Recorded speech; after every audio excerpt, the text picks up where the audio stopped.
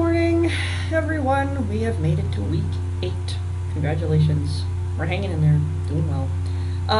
This is a lot of housekeeping in this intro video that we kind of want to get you square on. There's a lot that's kind of going on this week and a lot that's starting to launch this week, so I want to make sure that you're kind of clear on everything. First things first, at the end of this week, Sunday, 11:59 p.m., no later. Late assignments not taken.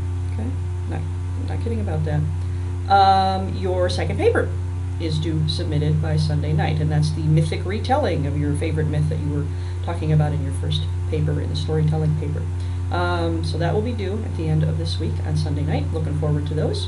Also, we are going to be starting to read this week, and you read at whatever pace you need to, Wade Davis's The Serpent and the Rainbow. You'll be able to pick that up at the art cellar. It's also pretty readily available and in print from wherever you prefer to purchase your books as well. This was a book that was groundbreaking and controversial at the same time in its day.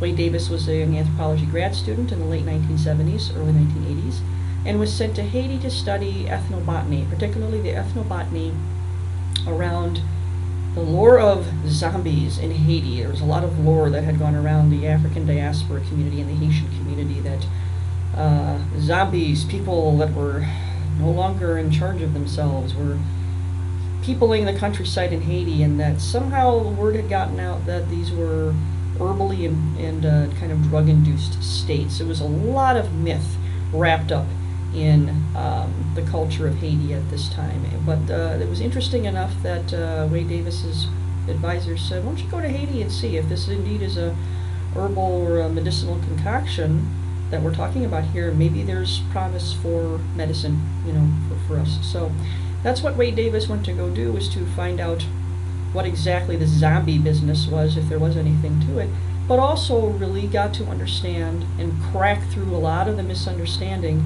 of the culture within Haiti, which is still one of the most misunderstood cultures, and voodoo is one of the most misunderstood religions in the world. The book was controversial for a lot of reasons, but also really groundbreaking, as I said before. In the 1970s, late 1970s, early 1980s, when Wade Davis was doing his research, Haiti was still in the grip of a brutal dictatorship.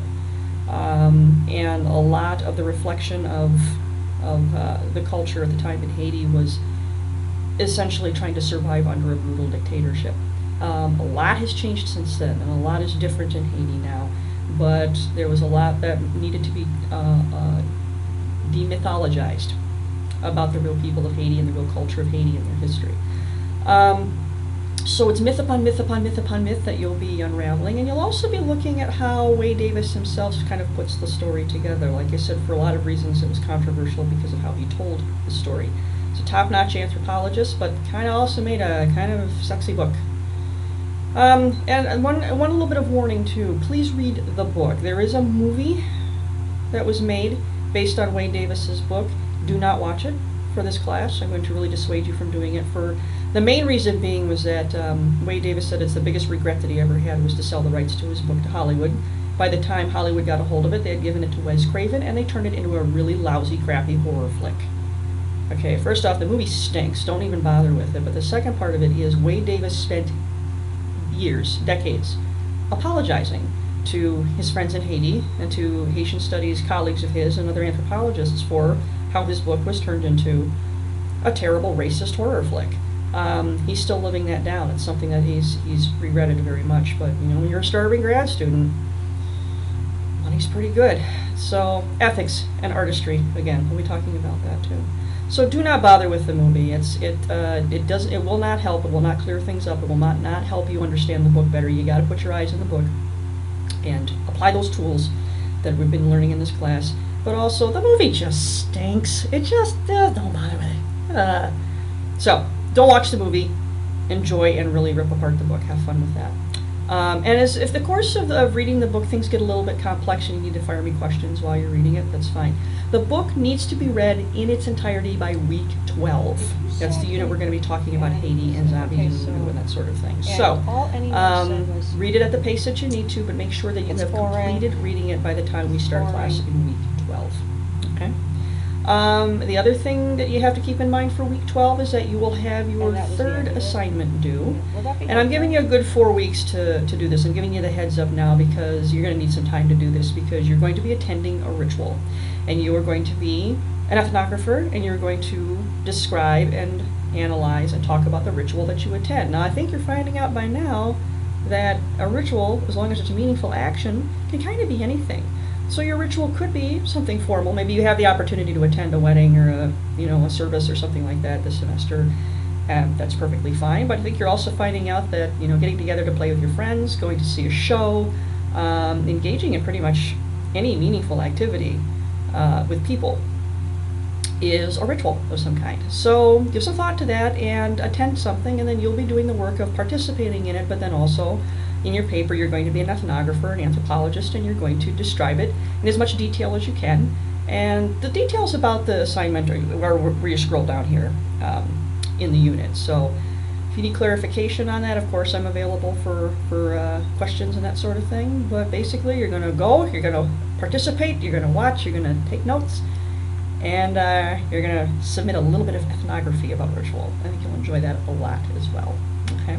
So like I said, there's a lot going on with regard to housekeeping this week, but this is all spelled out for you in this unit. And like I said, hit me up with any questions if you have them. The other part of the intro here, we looked at the results of myth, how it impacted racial myth and the civil rights movement in America. And we're going to plunge right into probably dealing with one of the most devastating modern myths that we are still kind of contending with here as people of this planet. We're going to be looking at the myth of the Aryan race and the rituals of Nazi Germany. They kind of speak for themselves with regard to the material that I've presented here for you. But one of the things we're going to have to kind of tackle in this unit is the social responsibility of the artist. Hitler was a master of ritual. You will see in the footage that I present to you that his genius was in compelling people to have these huge, meaningful experiences for political reasons. Myth and social policy and politics, when they work together, they're a devastating combination, as we can actually see. You'll be seeing a clip of Leni Riefenstahl's movie Triumph of the Will, which was a propaganda film that she made, that Hitler hired her to make. You'll see an excerpt of it. Something that you'll be kind of considering is she was the best filmmaker in Germany at the time, which is why Hitler hired her. And until her death, she basically said, look, I just made a movie. I was just doing my job. I had no idea really what this was all about. This was not, and folks were never really sure of what her intention was as an artist and what her sympathies were, if there were any, to the Nazi Party. But it will bring up some questions for you guys as artists too. Sometimes you may be asked to do something because you have skill that you may not believe in, or you may think, well, I'm just making art. This isn't really going to be about me. Well, we're going to have a little bit of a chat too in the discussion if it comes to that, and I hope it does, about art and social responsibility. Do you want your legacy as an artist or a designer, filmmaker, animator, all these things that you guys are, to be one that you have to live down rather than embrace, like Leni Riefenstahl? And what's your role as a myth maker in this context, rather than sort of the more culturally cohesive one with the Aboriginal Australians? This is a very different way to kind of coherently keep a culture influenced by the arts. Something we'll be thinking about. So yeah, some tough stuff, but again, it looks like you're going to be able to handle it. And we'll look forward to seeing you in the voice thread. If you have any questions for this week, let me know. We'll see you in discussion.